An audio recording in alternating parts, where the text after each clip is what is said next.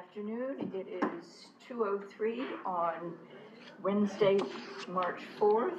I'm calling the Frederick County Board of Elections meeting to order. It has been determined that we have a quorum with all members of the... Can you hear me, everybody? Not very well. I thought it's on. Maybe it's muted. Can you hear me now?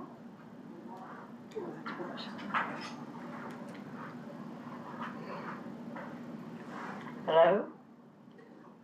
Got it? Okay, thank you. We have a quorum with all members of the board present. Mr. Ted Neves, Ms. Shirley McDonald, Mr. Nate Wilson, Mr. Michael Sell, I'm Mary Costello, and also with us are board counsel Dan Loftus, and online County Council Liaison MC Keegan Ayer. Welcome to our guests. I now ask that we all stand and say the Pledge of Allegiance. I pledge allegiance to the flag of the United States of America and to the republic for which it stands, one nation, under God, indivisible, with liberty and justice for all. Thank you. Are there any additions or changes to the agenda? Are there any additions or changes to the board minutes of February 17? Yes, I would like to add a sentence to the summary in the next to last paragraph. Add the sentence, a motion regarding a confidential personnel matter was made by Mr. Neves and seconded by Ms. McDonald and approved unanimously. Any discussion of that? Or is that okay? Is that approved by everyone? Do I have a motion to approve the minutes then? Motion to approve the minutes? Second. All in favor? Aye. The minutes of the February 17th special board meeting are approved. County Council, any report for us? No, we're halfway through the legislative session, and I'm sure Director Wagner is going to give you an update from the Board of Elections perspective. I would just tell you, it's Maryland Association of Counties is keeping me a little busy, but it'll soon be over. So yeah, I'll turn it back to you. Thank you. Thank you. And Board Council, any report for us today? Madam President, the cases that I mentioned at the last meeting, I'll just talk about them briefly. United States versus Demarinis. That's number one. Number two, the Republican National Committee versus Demarinis. And Bryson versus Moore, and Della Rocca versus Lee. Those cases I mentioned, I believe, last board meeting. Nothing new on those. They're all in the court systems right now. Okay. And that's all I have to report. Questions for council? Thank you, Mr. Loftus. Election Director, Ms. Wagner. Good afternoon, everyone. The election director report for March. March 6th was the candidate withdrawal date.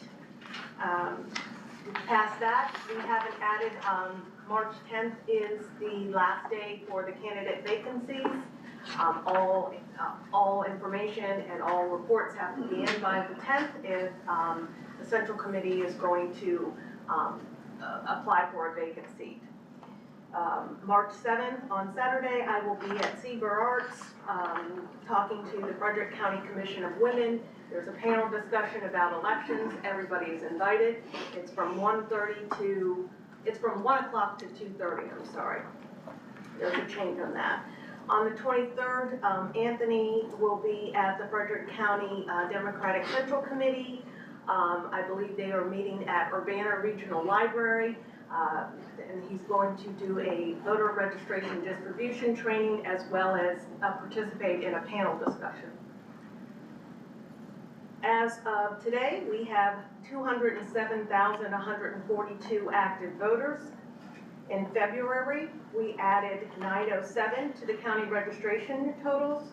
We subtracted 1,156 registrations. We have changed 391 party affiliations, updated 844 address changes within the jurisdictions, and 682 name changes. In the administration side of things, the candidate withdrawal date, like I said, was March 6th. We expect to begin ballot production and proofing after the 10th. And all staff are in compliance with state and local trainings. After this report, there will be a legislative update, and we'll talk about what is going on with the General Assembly. And Anthony will give that presentation. Voting Systems has completed the first 2026 charging cycle for the electronic poll books. Voting equipment is in full compliance with state battery guidelines. The next poll book charging cycle is scheduled for mid-March. The scanners and the ballot marking device will be the last week of March.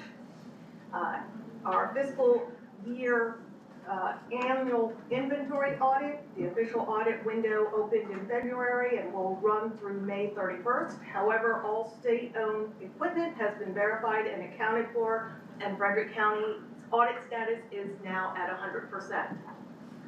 The team has also secured 2 additional black carts to support the 5th Early Voting location in Libertytown Volunteer Fire Department. We also took on 2 blue ballot carts because we'll probably have about 198 ballot styles for the primary this year. Voter Registration Division completed all their list maintenance for the month of February. They completed the ERIC. There was a completed pending incomplete application mailing that we have completed. We only had like 9 people on that mailing. Candidate filing deadline passed on the 24th, along with financial disclosures deadline on March 26th. Staff are reviewing and updating SOPs. In election judge, we have election judge training going on. It started on March the 2nd. We've had a lot of full classes all this week. The kickoff went really well. We're still continuing. We have a 2 o'clock class in there now. They also have gone to several voter outreach events. At the high school, Frederick High School, Links program was very successful. They conducted a voter registration distributor training with the Republican Club in February, as well as having a training here in-house. We will be all over the place in March because we have partnered with the Frederick County Public Libraries to promote their Civic Education Week, which is March 9th through the 13th, and we will be seen at several different libraries, participating in many events. We sent out postcards to all active election judges. So whether you participated in last year's election or not, if you are active and you were election judge, we sent you a postcard asking you and inviting you to come serve as an election judge in 26. We got a really big response to that.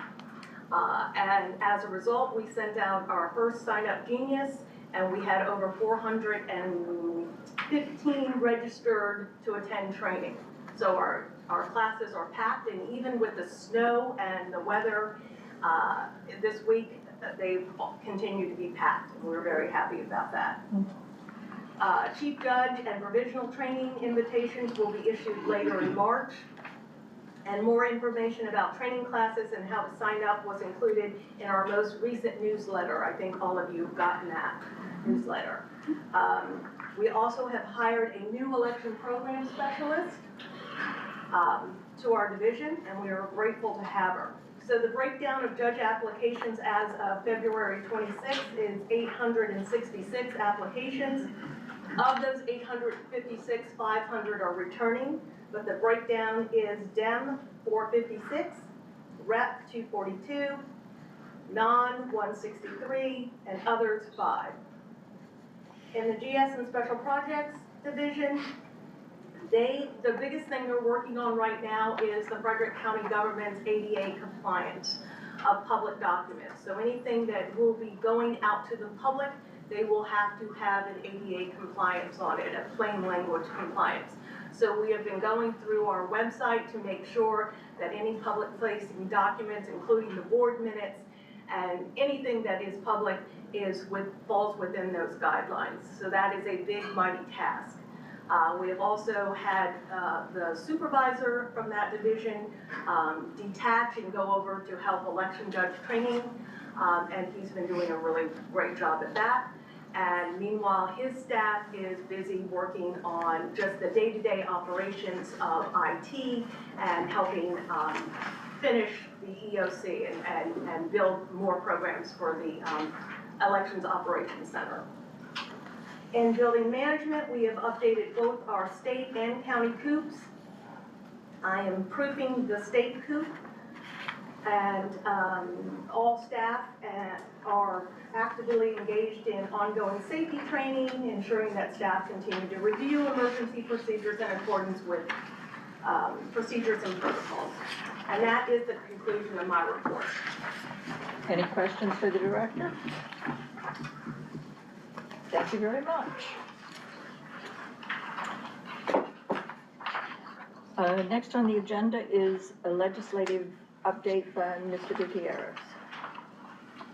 Thank you, Madam Chair. Deputy Director Anthony Gutierrez. As the director just noted, the candidate withdrawal deadline is coming up in a couple of days, Friday, March 6th, and also coming up on Monday, March 23rd, is the opposite changer bill crossover date. After that time, legislation must be referred to the rules committees of each chamber if it's to be introduced. The exemptions include such things as disaster relief in case something happens during the last part of the session, as an example. There are two state board departmental bills that we are certainly tracking. The first, HB 265, provides for the state board to hire a staff person that will be designated as the contact for the ACP, or Address Confidentiality Program.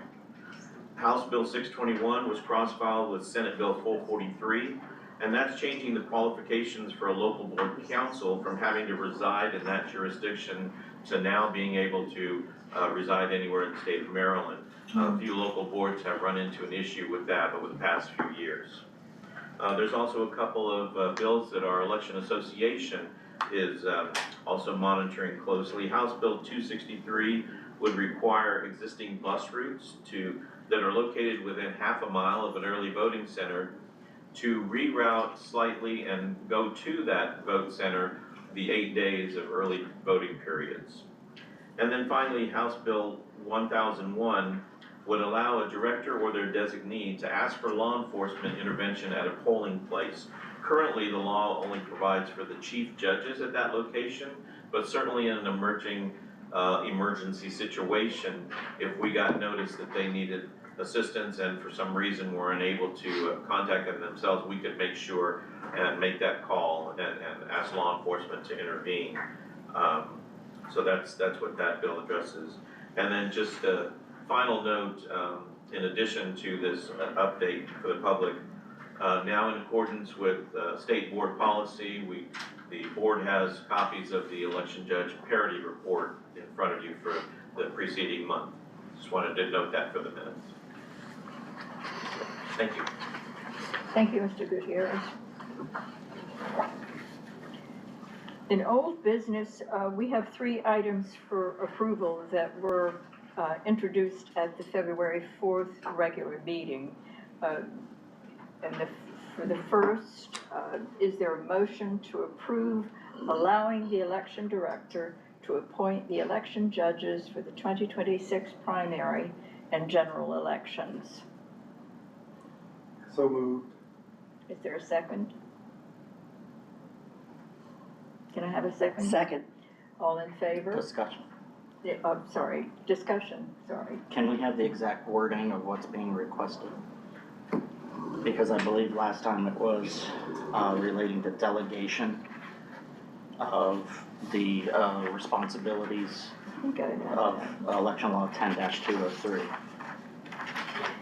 Yes, 10-203, appointment of election judges. The election director, with the approval of the local board, shall appoint the election judges for each polling place for a term that begins on the Tuesday that is 13 weeks before each statewide primary election.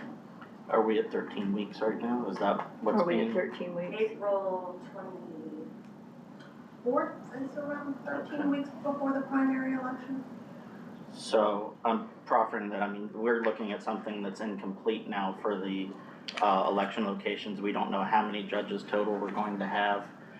I don't think that we have a picture to, I certainly as the board don't want to delegate our responsibilities that are assigned by law, as well as our responsibilities chart that I think we've discussed at the last two meetings. We should not be delegating this, and we should be approving what is presented to us, and I don't think we have a complete picture currently that we can delegate this appropriately. I mean, especially for the general, because I think I saw somewhere that it was for the primary and for the No, No, it's just for for the the primary. Just for the primary. Okay, so, I'm sorry, go ahead. sorry, His verbiage okay. should be just for the primary. So you would like to table this until the April April meeting? Yeah, yes. Okay, Is there any problem with that? okay. Okay, we'll present that again at the April meeting. Now, the deadline is the 24th. Do you think the I will April give meeting? you the actual 13-week date because it's 13 weeks before the early voting starts. Okay. But I think then that will be in line with 10-203 for the approval, but also allowing the director to Okay, do so. all right, thank you. Thank you. Any other discussion? The next item is approval of extended pay hours. Is there a motion to approve paying our 2026 primary and general election judges extended hours pay in the event an early voting center or an election day polling place is ordered to stay open beyond the 8 p.m. closing time? They would be paid a prorated amount times the amount of time they were ordered to remain open. So moved. Is there any discussion of this item? Well, second. The motion has been made by Ms. McDonald and seconded by Mr. Sell. All in favor? Aye. Aye. Oh, discussion. You have discussion? I asked if there was discussion. There's none? There was none. Thank you. The third item, proposed for approval, is there a motion to direct the election director and her staff to conduct the logic and accuracy testing of the voting equipment for the 2026 primary and general election? Is there any discussion of this proposal? Well, I'll make a motion to approve the logic and accuracy testing. Is there a second? Second, I would like some discussion. Yes. Are we approved for both the primaries and the, Yes. Yeah. okay. So the motion has been made by Mr. Sowell and seconded by Mr. Neves. Mr. Neves. All in favor? Aye. The motion is passed. In new business, we have the pleasure of swearing in a new staff member. Would you please come forward?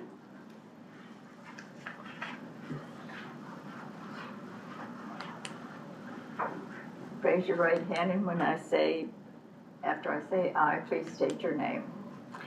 I I, Barbara Elizabeth Marsh, do swear or affirm that I will support the Constitution of the United States and that I will be faithful and bear true witness to the state of Maryland and to support the Constitution and laws thereof, and that I will, to the best of my skill and judgment, diligently and faithfully without partiality or prejudice, execute the office of Maryland election official according to the Constitution and the laws of this state. I do. Congratulations and welcome. We look forward to working with you.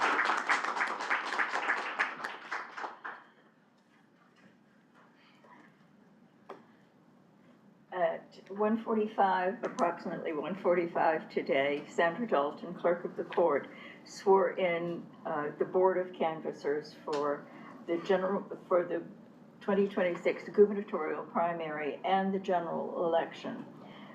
And, Not the general. I beg your pardon? No, it's just for the Just primary. Just for the primary. Okay, I'm sorry, it's, Yes, Madam Chair, point of information, the swearing in is for each election, but the election of officers varies for both elections. The motion you're about to consider. oh, sorry. So No problem. we were sworn in as the Board of Canvassers for both the primary and Just the primary election. just the primary. The swearing in is separate from this next consideration. Thank you. So we are now to elect officers for the Board of Canvassers for the primary And general. And general. and general. Thank you. Okay, thank you very much.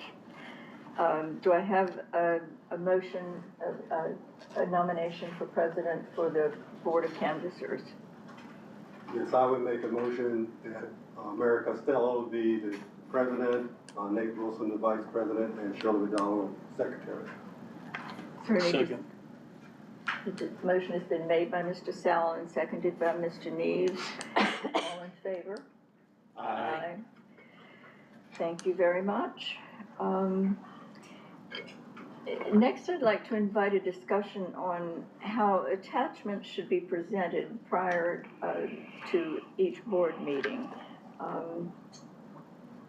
There has been some discussion of this in the past. Do an update. If I may, we have many different documents that are available to the board on the day of the meeting, but there's a lot of preparatory work that goes and statutory requirements for posting such as our agenda. But in looking at everything, I think it would be valuable for the public to have some of this information rather than having to wait until a month till our next board meeting. And a lot of this information is not necessarily part of the minutes, it's just an addendum or an addition. So I'd like to discuss how, with the board's help, we can either put a hyperlink or something where these attachments, when they're ready, can be viewed by the public before they actually have to come into the meeting so that they can ask questions appropriately. Anyone have any further comment on it? Sounds like a good suggestion to me. I guess, Madam Director, can we work with you to? We have a lot of public interest, especially in the parity report, and I do think that should be posted along with, when we post the agenda, that's a week ahead of time. I think that's a great idea, along with any kind of presentations that we have, and the board, and the election director's report. And I don't think we need, my intent is not to put a timeline, because I know a lot of that would be not accurate until the day of the meeting, so I don't want to put any stipulation on that, just as long as it's available at the beginning of the meeting. I think that would be beneficial for And that it be transparency. posted Yeah. at point of appropriate. When appropriate. Mhm. Yeah. Is that, We agree. okay. Thank you very much, Mr. Wilson, and thank you, Barbara. Any other comments or about that? Thank you very much. Can that also be applied to the parity report for this session, or do we have to? Oh, yes, I think that would be, Can we What was post the that question today? again? The parity report that you received with your information, Right. can we apply that? The parity report just for today's, can post it after the meeting? I think so, yes. Do we need to vote on that? No, I think not. Okay, thank you. Disclosures, anyone have disclosures to make? I did make a contribution to the Friends of Tiffany Grant. Our next meeting is scheduled for 2 o'clock here at the Elections Board on April 1st. Is that date available for everyone? Thank you very much. Next is public comment. And first, Mr. Kaminsky. Hello, Hi. I'm Jay Kaminsky here from Frederick. I have 11 copies of some stuff I'd like to give you to reference. And what I'm handing out to you is an exhaustive data that we've done for the last 16 months. And we took this data and we put it in graph form, and we recognized two things: deceased voters and how many deceased voters were actually removed. If we weren't sure about one particular item, we didn't include it in the totals here. And for the last 16 months, we've removed 79 deceased voters from our rolls here in Frederick. The next graph, the next one that we did, is an investigative audit for the last 16 months for Maryland's inflated voter rolls and registrations. For Frederick, we had 101% of all eligible voters were registered to vote. Let that sink in for a second. And then what we did was we took this to the road, and 30 of the Maryland team went door to door in Annapolis, both the Senate and the House, to educate the delegates. Most of the aides and everything didn't even realize that they had to show an ID, a photo ID, to get into the building, and of course they drove a car. So the last handout is actually 79 things that you need a photo ID. Now, it's obvious that you guys are following the law and you're following legislation that's happening. So, and that's what Anthony told us at the conservative club that he gave a presentation on, to try to register voters and judges. I will make you aware that we are going down to the Senate office building to talk to the Senate leader next Tuesday to force the SAVE Act to go to the floor. We want it to be filibustered. We want some discussion. We want people to get up in front of the public and explain why they don't need a photo ID. Over the last 5 years, this will be going on my 6th year. I didn't know anything about politics before that, but up until last week, I've knocked on over 7,000 doors. And the main objection to having a photo ID and voting in person is the disenfranchisement. 99% of all Marylanders have a real ID. You've already proved that. The new amended bill, which is the Save America Act, is the same as the SAVE Act, but I found out from knocking on all these doors that you will be able to have more participation instead of less with this. So, thank you. Thank you, Mr. Kaminsky. Mr. Slater?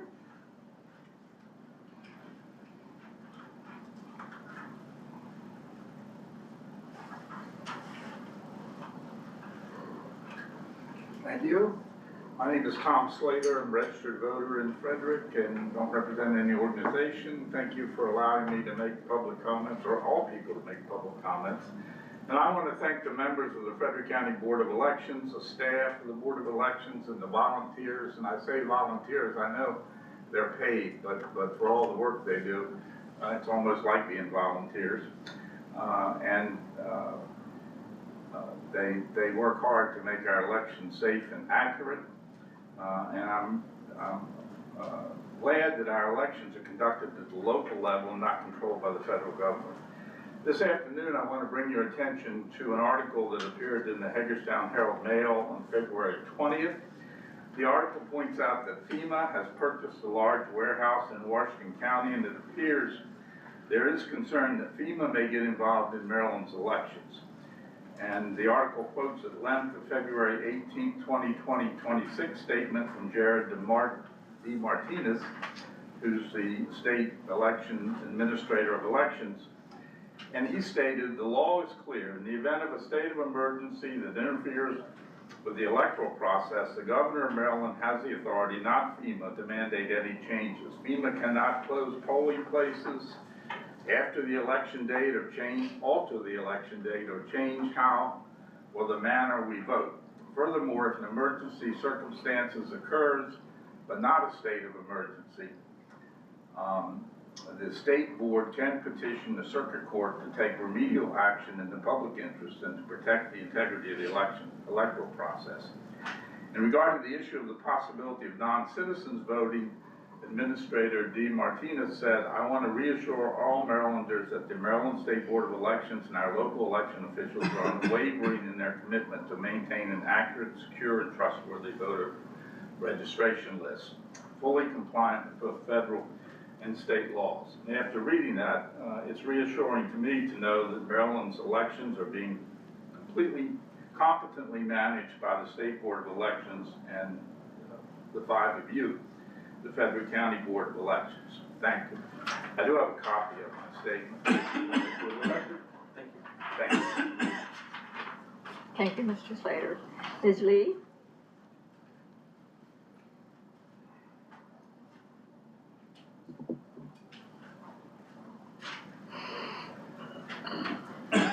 Good afternoon, I'm Mary Lee, Chair of the Democratic Party here in Frederick. I'm reading an official letter that we sent to the members of the Maryland General Assembly representing Frederick County yesterday. The Frederick County Democratic Central Committee urges you to take swift and deliberate action in the Maryland General Assembly to ensure voter protections in the upcoming 2026 midterm elections. At the start of the year, the United States Postal Service adopted a policy declaring that a postmark of the date received is no longer guaranteed to USPS customers. The Regional Transportation Optimization Plan, RTO, is therefore likely to disenfranchise voters attempting to drop off mail-in ballots on or even before November 3rd, the date of the midterm election. Mail that is 50 miles from a regional processing center will be delivered to a processing center before affixing a postmark, thus increasing the potential for voter disenfranchisement. USPS appears to recognize that this situation will cause confusion and difficulties for customers. To avoid the resulting timing difference, USPS places the onus on its customers, including voters and Board of Elections, to submit ballots early without indication of whether it will take days or even weeks to receive a postmark. And boards of elections have the added burden of informing the public of this policy change. Since the COVID-19 pandemic, mail-in voting has become a popular, safe, and secure means for many voters to cast their ballot and encourage in our democratic process. Many voters continue to rely on mail-in ballots for various reasons, such as limited access to polling locations, particularly in neighborhoods affected by polling place closures, work schedules and caregiving responsibilities that make in-person voting difficult, health concerns of vulnerabilities that make voting by mail the safest and easiest option. Therefore, we implore the Maryland General Assembly to take all possible legal remedies available to the state to ensure as many options for voters as possible to cast their ballot. We respectfully urge you to support legislation that protects and clarifies mail-in voting standards and ballot acceptance rules. Ensure that all voters, especially those in historically marginalized communities, have equitable, barrier-free access to the ballot. Increase access to ballot drop boxes across the state. Increase days and hours of early voting. Increase the number of early voting locations. Respectfully, Mary Lee, Chair, on behalf of this Democratic Central Committee. Thank you. Thank you. That concludes the regular meeting of the Board of Elections. Do I have a motion to adjourn the meeting? Motion to adjourn. Second. Motion's been made by Mr. Sowell and seconded by Mr. Neves. All in favor? Aye. Thank you for coming today. We appreciate your interest in the work that we do. Thank you.